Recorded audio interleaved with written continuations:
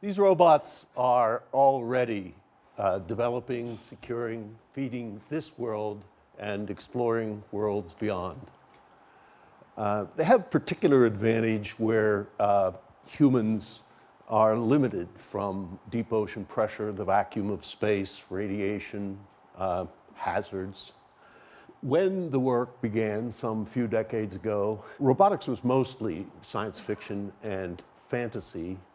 That all changed very quickly on the occasion of a nuclear accident. We rose to create the robots that did the exploration, then the work and the cleanup activities. These were a leap of technology at the time.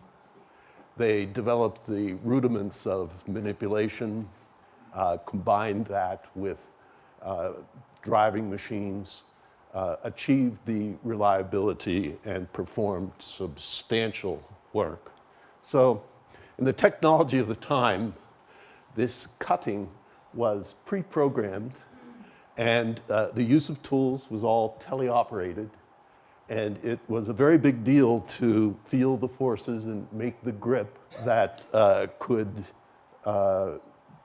move the materials.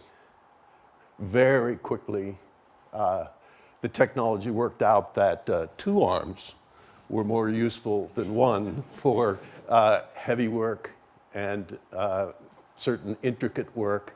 You can see from some of this detailing that this was the kind of robust machine, very useful underwater and in the very forceful kind of work. Rolling locomotion of all kinds was then developed, and this was an example of going into the first hazardous waste tanks. Typically, you have to suit up people and put breathing apparatus on.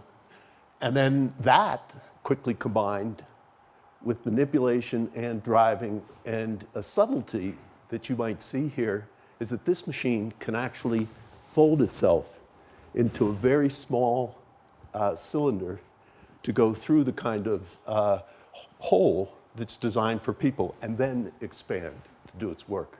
Very simple ideas got easy patents in the beginning. In the beginning, you don't have to be very good just first. So some occasions when it was important for high reach, that mattered in demolition and early construction. And then really crossing a threshold. Machines in all kinds of extreme environments, and to add the beginnings of what you call intelligence today. This machine searched for and discovered meteorites in Antarctica. And everyone here is familiar with search engines and what they've meant in our time. But of course, they only operate on data that exists. And this machine is a search engine that's capable of discovery in the natural world, and actually found these meteorites. So if we put 1,000 stones up here and 5 meteorites in them, most people in the room couldn't find the 5 meteorites. This machine was 5 for 5 out in that world. The technologies also came along. Here, if some in the front area can see 6 cameras with concurrent stereo, and the first of the spherical laser range finders, and even these walking machines were the first to have non-contact sensing, so they could see a ground before they touched, and that gave the simple ability to walk. This now matters every time we have a leaking gas or well in the deep oceans, or it matters every time that we lose a downed airplane. And of course, they're working day to day while we're sitting here. This one went to the deepest fresh water on the planet, and during that expedition discovered new forms of life. Perhaps the one that just makes the news every day are these little flying machines. They're not all little anymore. Here, the idea it was to take it from teleoperated hobby to autonomous machines. They now work in medical evacuation and search and rescue and selling real estate. And this is one of 20 that we're preparing to go into the upper reaches of the Fukushima accident for modeling. And it also records the radiation fields there. Robots will work at Fukushima for decades to come. And then quickly to master the trade, improve the sensors. At the time, it was a big deal to increase speed and skill in driving. A little wild, but of course, now the features are infused in every car that you buy. They don't see in the same way that we see. They are models that have dimensions. Usually, it adds camera vision and radar, but still can't see around the curve or over the hill.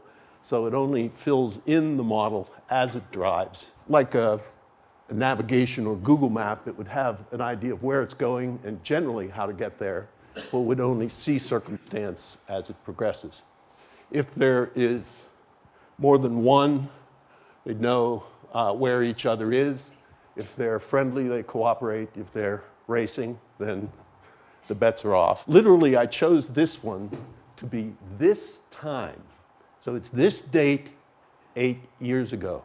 Most people here can't recall exactly what they were doing at this time 8 years ago. If you were in court defending the circumstances of an accident, all the machines would have a story that adds up. They take all forms, some fairly aggressive, and the more capable the machine, the less subtle the navigation that's required. Some machines are too energetic for humans to even ride. Almost everything that people have or eat comes from mining or farming, and these are areas where robotics is just wildfire. This was fundamental work 20 years ago today, and now generations, just common practice to have these vehicles with automated features embedded within them. Perhaps the single greatest impact is to cropping and farming. That's true for the little flying machines and certainly for driving. I am a farmer. I farm 900 acres, 300 cattle, and I couldn't be here unless my machines were there. One of the things that's interesting about people is that you can only be in one place at one time. At some point in life, you can figure out that you can do anything, but maybe not do everything. It's so interesting to multiply a presence in these ways. Underground is another world, and so different because there is no GPS and no radio, no communication that works. The machines determine where they are by using the sensors and then make their decisions about where to turn, where they're going, how to maneuver.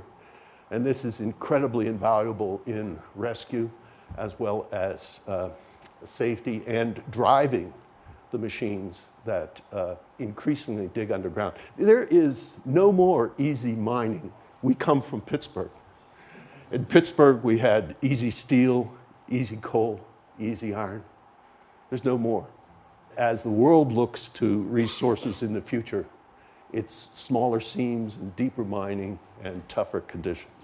The world did not believe that computers could defeat a human chess master. These aren't just contests. They don't have anything to do with the money. They transform the belief. They are a leap of technology. They always create big new industry. Of course, there's some money. This was $2 million, and when you get a $2 million check, you do cash it. But the real prize is after the accomplishments. This has particular impact on drivers that are very young before they learn, and then drivers like me that get to the point where they are losing some sight and skill. These safety features are just standard now. So there's this new prize for moon driving, and we intend to win that. When I say we, it would be great if all of us got together to do that. Early motivations were buy human and for space race and Cold War. Now the motivations are resources, new ways for breathing, drinking, fuels. Some of the new discoveries, and this is where we intend to go, are to pits far exceeding the size of this building, and from them tunnels that go out for kilometers and kilometers where they are protected from radiation and meteorites and hot and cold. They are future destinations. It takes a lander, and that is just a robot with rockets. This one will use green propellant, hydrogen peroxide like you have in a medicine chest, and the kind of fuel like on your airplane. Who knows if it will work? The testing uses no GPS, just cameras and computer and software. But you cannot test something like a moon landing anything more than you can test a race. You don't get paid for landing. It's movies after driving the first 500 meters. This is about the speed we'll be going. All of you somehow found your way around this facility and got here. An interesting kind of machine is one that can engage with people and utilize spaces like this. This has more miles than any car that any person in this room use. Its job is to operate in pipes and tubes, sewers and water. It is the basis of great engineering studies and a fantastic business and commerce. This is a video like the others, but not. The difference here is that this is not canned or recorded. This is live. The other difference is that it is not just wandering. I am controlling it. It is a moment where we could have gone to my farm, or we could have gone to a mine, or we could have gone to a window washer on a building in Dubai. If you see that how I am guiding it is just to give it a direction, then it turns and goes. Mm-hmm. Mm-hmm. So the business proposition is commercial delivery and operations to the moon. You may know that there is an international space station, and always that is supplied. And that used to be supplied by government. And now it is just a commercial endeavor by the kilogram. We have that same arrangement for delivery to the moon after demonstrating the technical success. Many, many interests and demands for sending things. In many ways, for 40 years, governments have been in charge of not going back to the moon.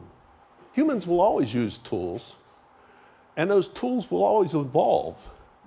If it is the Iron Age and you are still using stones, you probably won't make it. If you are making cars and you do not embrace the tools, it's not just a disadvantage. You cannot be in business. Consider the class discussed today. For example, search recovery of an airplane, like Air France 447. Robots searched for 2 years and found it, identified all the parts, and brought up the black box in depths far below humans could go. Now, the jobs were making those machines, $100 million of deployment, all of the kinds of operations that are around that. Those are considerations in some areas where robots have impact on jobs. In many of these industries that matter in scale, I would not say that it pertains so much. Take something like recycling and how important it is for our resources to recycle. And that means, in many cases, the separation, including right down to the part level. This is just the electronics inside the pipe robot. Separating the gold from the other metals and the parts. It just isn't possible to do this with humans. We used to have astronauts, and they used to go places.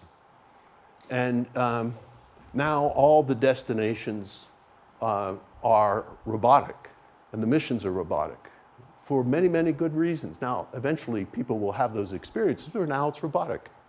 It's not a plot. It's not like there was some intention to take things over. It's just the better way of doing it.